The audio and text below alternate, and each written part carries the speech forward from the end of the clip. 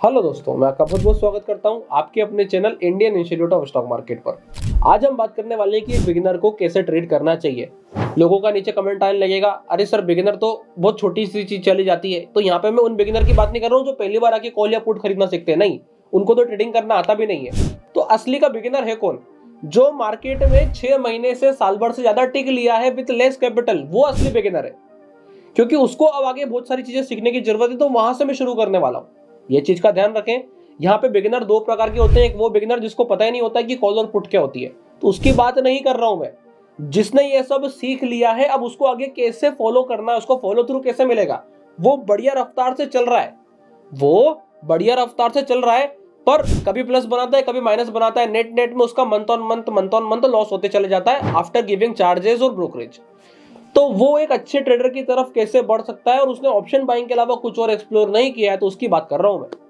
तो देखो, यहाँ पे सबसे पहली चीज आप लोग सीख लें, अगर आप लोग बिगिनर है तो कितनी श्रेणी तक का व्यक्ति अपने आप को बिगिनर समझे। जो मार्केट में लगभग लगभग 1 साल 1.5 साल से काम कर रहा है, पर उसने या तो कभी ऑप्शन ट्राई नहीं किए पर उसे पता है ऑप्शन कैसे काम करते हैं, या फिर उसने अगर ऑप्शन कर लिए हैं पर वो ऑप्शन पे एक सक्सेसफुल नहीं बन पाया है, तो दैट मीन्स कि वो अभी बिगिनर की श्रेणी में आता है। इतना समझ में आ गया? अभी ट्रेडिंग करनी कैसे, तो सबसे पहले ये समझो कि बड़ा पैसा कमाने के बारे में बिल्कुल भूल जाओ। सबसे बड़ी गलती आदमी यही करता है, वो ये सोचता है कि मैं 10,000 के 1 लाख बना दूंगा, और यही गलती उसको निपटा देती है। तो यहाँ पे बिगिनर को कैसे काम करना है, मैं बहुत छोटे से लॉजिक से आपको समझाऊंगा। यहाँ देखना, यहाँ पे मैं आपको सीधे लेके चलता हूँ ऑप्स्ट्रा के ऊपर। ऑप्स्ट्रा पे आने के बाद यहाँ पे आप सबसे पहले ऑप्शन चेन खोलोगे, और यहाँ पे मैं अगली वाली एक्सपायरी में जाता हूँ। आज की एक्सपायरी हो गई है। तो बेसिकली आदमी क्या सोचता है कि वो अगर यहाँ पर ये 44 रुपए का ऑप्शन खरीदेगा, ये 25 रुपए का ऑप्शन खरीदेगा और मार्केट गिर जाएगा, तो I will be get the profit. और यहाँ पे वो सोचता है मैं 40 रुपए का ऑप्शन लेता हूँ, क्या ही जा रहा है अपनी जेब से, 3,000 रुपए तो लगेंगे। अभी 3,000 रुपए तो लगने हैं बस, इससे तो मेरा पैसा डूबेगा नहीं। तो जितने भी लोगों ने ये सोच के ट्रेडिंग करते हैं कि जाने के सिर्फ 3,000 रुपए पर आने को दुनिया खुल ली है, वही लोग बिगिनर है। उन्हें ऐसा नहीं सोचना है, उन्हें यह सोचना है कि अगर मैं मार्केट से इतनी दूर हूं और मैं अगर यहाँ पे जाके 23,000 का कॉल ऑप्शन शॉर्ट कर देता हूं बस आराम से बैठ के, बस ये इसको अगर मैं आराम से बेच देता हूं, तो यहाँ पे मेरा कितना पैसा बनेगा? बोले 1,200 रुपए। सर ये कोई पैसा कमाना होता है? ये तो चिंदी चोरी है।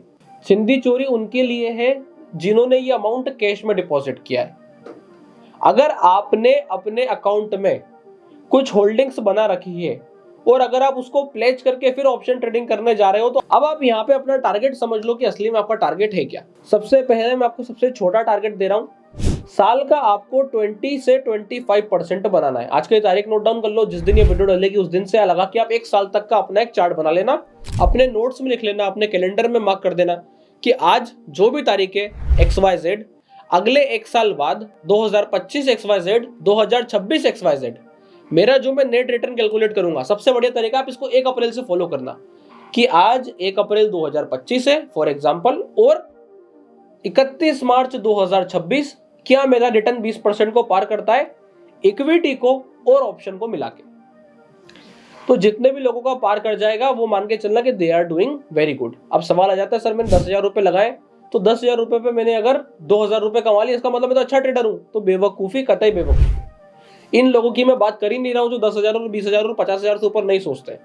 मैं बात कर रहा हूं यहाँ पे 5 लाख और 7 लाख वालों की, जो कि अपने आप को एज ए बिगिनर मानते हैं और उनको ये पता है कि सेलिंग करने से एक वेल्थ बनेगी और सिस्टमेटिक तरीका यही है। मैं उनकी बात कर रहा हूं। और एक और चीज साथ में बता देता हूं, फुल टाइम नहीं करना है, फुल टाइम करने की कोई नेसेसिटी नहीं है, इसलिए मैंने छोटा अमाउंट लिया है 5-7 लाख। अगर ट्रेडिंग फुल टाइम करनी है तो मिनिमम 20 से 25 लाख रुपए होना चाहिए। उसके बाद ही जाकर के आप लॉस के बाद में प्रॉफिट को मिला करके अपने एक्सपेंसेस मीट कर पाओगे। ऐसा मेरा मानना है, this is my personal view, आपका अपना हो सकता है। किसी के लिए 1 लाख रुपए भी मोर देन इनफ होगा इंटरनेट ट्रेड करने के लिए, तो मैं उनकी बात नहीं करता हूँ, वो बड़े खतरनाक लोग हैं भाई। अगर मैं यहाँ पे 5 से 7 लाख का एक पोर्टफोलियो बनाता हूँ, उसको वेल कंस्ट्रक्ट रखता हूँ और उसमें ETF के बाहर नहीं जाता, मैं कुछ भी दिमाग नहीं लगा रहा हूँ, मेरे को अपने पैसे को तोड़ना नहीं है, तो मैंने क्या करा, उसको वेल कंस्ट्रक्ट किया ETF के फॉर्म में। अभी ETF के फॉर्म में किसी का 3 लाख होगा, किसी का 5 लाख होगा, किसी का 7 लाख होगा। तो क्या इस 3 लाख रुपए पे आप 20% बना लोगे? आदमी बोलेगा सर मैं इक्विटी से 20% बना लूंगा, तो यू आर डूइंग एक्सीलेंट, पर फिर भी हमको ऑप्शन से 15% के आसपास निकालना है, तो आपका नेट रिटर्न 35% पहुंच जाएगा, मतलब आपने कमाल कर दिया। पर आपका साल का ऑप्शन का टारगेट 15% का होना चाहिए। अब ये 15% कैसे लेने, ये देखना। अब मैं ऐसे व्यक्ति की बात कर रहा हूं जिसके पास 5 लाख है। अब यहां से इस ट्रेड को देखना। अब आपके पास क्या है, 5 लाख रुपीज है। यहाँ पे मैं निफ्टी पे गया, यहाँ पे निफ्टी पे मैंने डेली कैंडल का एनालिसिस किया यहाँ से एक चीज समझ में आ गई कि यहाँ से 23,000 अब बहुत दूर है। अगर प्राइस घूम के 23,000 आती भी है तो भी हाई चांस है कि 23,000 पर एक्सपायरी हो जाएगी, क्योंकि यहाँ पे 500 पे मार्केट है, 500 पॉइंट की तेजी और फिर एक्सपायरी अगले हफ्ते का ऑप्शन है। तो यहाँ से बोले एक चीज समझ में ही आ गई। अगर ये चीज समझ में आती है तो इससे एक चीज नहीं पता चलती है कि यहाँ पर अगर मैं इस ऑप्शन को पकड़ लेता हूँ तो इसकी प्रोबेबिलिटी 87% की मुझे ये पैसा बनेगा। बोले सर मात्र 1200 रुपए बन रहा है, कोई बड़ी चीज है क्या? बड़ी चीज नहीं है, पर आप इसको ऐसे देखो कि यही 1200 रुपए आप कंटिन्यूअसली एक्यूमुलेट करते हो। आप सिर्फ इतना मान के चलो कि you are accumulating 1200 rupees per month on investing around 1.5 lakh rupees.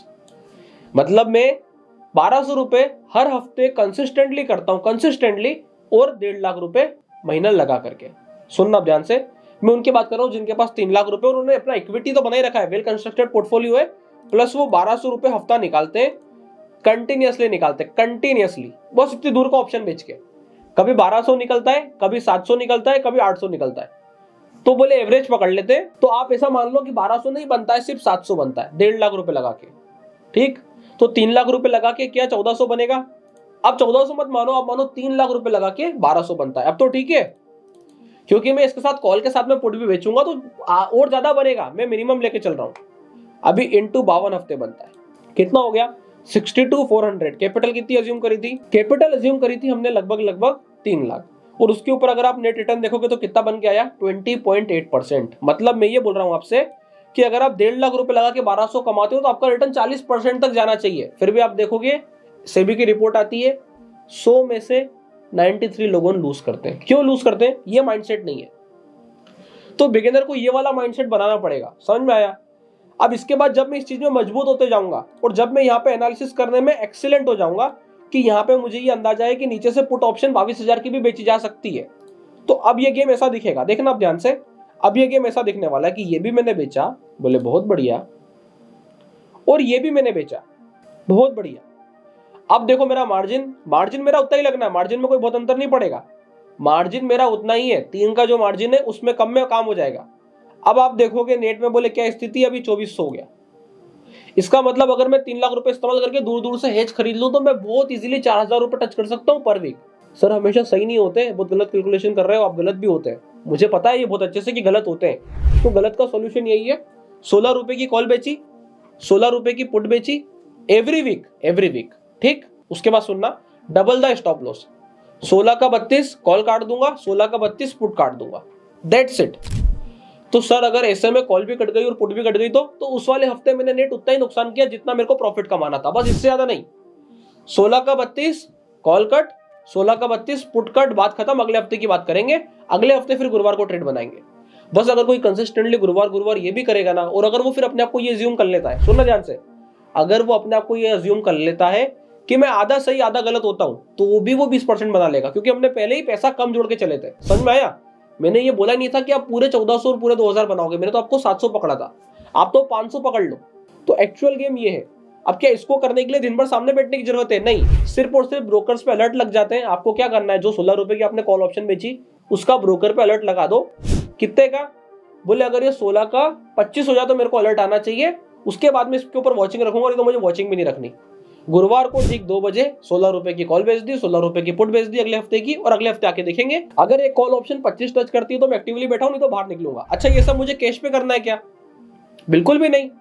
ये मुझे तभी करना है जब मेरे पास एक इक्विवेलेंट पोर्टफोलियो खड़ा हो। मेरे को ऑप्शन नेकेड कैश पे करना ही नहीं है, ऑप्शन में अपनी इनकम को इंक्रीज करने के लिए ला रहा हूं। और मेरा ये मानना है कि मार्केट ऊपर से इतना करेक्ट हो चुका है कि हर कोई व्यक्ति वीएल अपने पास पोर्टफोलियो होल्ड करके बैठा है।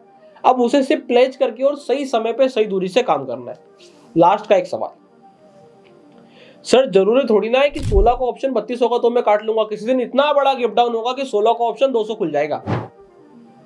जाना, सर्च करना, बैकटेस्ट करना कि 16 का ऑप्शन कब 200 खुलता है। रेयर केस सिनेरियो निकल के आएगा, और रेयर केस सिनेरियो में आपको बता देता हूं, जो रशिया यूक्रेन वॉर हुआ था, ऐसी वाली सिचुएशन पे आपका चांस बनेगा कि यहाँ पे 16 का ऑप्शन मेरा 40 खुल गया है, 16 का ऑप्शन मेरा 100 खुल गया है, 16 का 200 रेयर केस सिनेरियो में ही खुलता है। वहां पे बहुत बड़ा इवेंट हुआ होगा, और वो इवेंट 4 साल में या 5 साल में एक बार वाला होता है। ये चीज आप बिल्कुल ध्यान रखिएगा। अभी वही वाली कहावत है कि आदमी बस बैठा हुआ है कि शेर आएगा, और इस डर में वो काम ही नहीं कर रहा है, वो घर के बाहर निकल ही नहीं रहा है। तो ऐसे काम नहीं होगा। आपको अगर डर लगता है कि शेयर आएगा तो एक चीज की अब मैं श्योरिटी दे देता हूँ, मार्केट नीचे खुल सकता है ना, नीचे का ऑप्शन बेचो मत, हमेशा ऊपर का ऑप्शन बेचो। चलो ऐसा कर लो। फिर इसका सॉल्यूशन क्या है? इसका सॉल्यूशन सिर्फ एकमात्र है कि नीचे का ऑप्शन बेचो मत, सिर्फ ऊपर का ऑप्शन बेचो, बस यही सॉल्यूशन है। अब तो बढ़िया तरीका है, अब रिटर्न भी कम और रिस्क भी है ही नहीं, क्योंकि मार्केट गलत होने पे नीचे खुल सकता है बड़ा। ऐसा नहीं हो सकता कि बहुत अच्छी न्यूज आ गई तो 500 पॉइंट ऊपर खुल गया, रेयर केस सिनेरियो। अब आप बोलोगे सर एग्जिट पोल का नतीजा, तो मत करो ना, 5 साल में एक बार मत ट्रेड करो। आपको पता है कि इस वक्त ज्यादा वॉलेटिलिटी है, बहुत दूर का ऑप्शन है, तो जाके बैक टेस्ट कर लेना, फिर से जाके चेकआउट करना। आप देखो कि उस वक्त प्रीमियम भी इतने बड़े बड़े थे कि 16 का ऑप्शन तब भी 100 के ऊपर ना खुला होगा, जाके आप चेकआउट कर सकते हैं। और आपने अगर नोटिस किया हो तो उस वक्त ऑप्शन चेन के सबसे एंड के ऑप्शंस भी 100 रुपए के आसपास के थे और वहां पे ट्रेड हो रहा था, तो आपको उस वक्त अवॉइड करना है। मैं ये नहीं बोल रहा कि ट्रेड करना है, मैं कह रहा हूं काम मत करो। जिस समय ऐसा हो रहा है ना कि ऑप्शन चेन के कोने बिक रहे हैं, उस समय काम नहीं करना है, खत्म बात। It is so simple.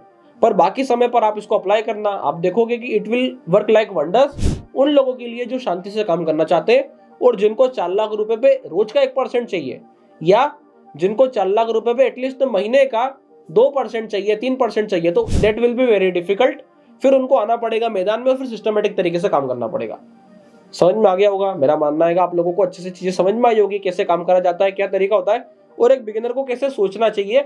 Beginner कौन होता है? जो पहली बार 4-5 लाख रुपए लगा के ट्रेडिंग करने के बारे में सोचता है। तो सर जो 10,000 से 1 लाख कमाने के बारे में सोचता है वो बिगिनर नहीं होता है, वो बड़े ख्वाब लेके आता है और वही गड़बड़ करता है। तो ये चीज का विशेष ध्यान रख करके काम करना है। आई होप आप लोगों को ये वीडियो अच्छी लगी होगी। वीडियो अच्छी लगने पर वीडियो को लाइक कीजिएगा, चैनल को सब्सक्राइब कीजिएगा।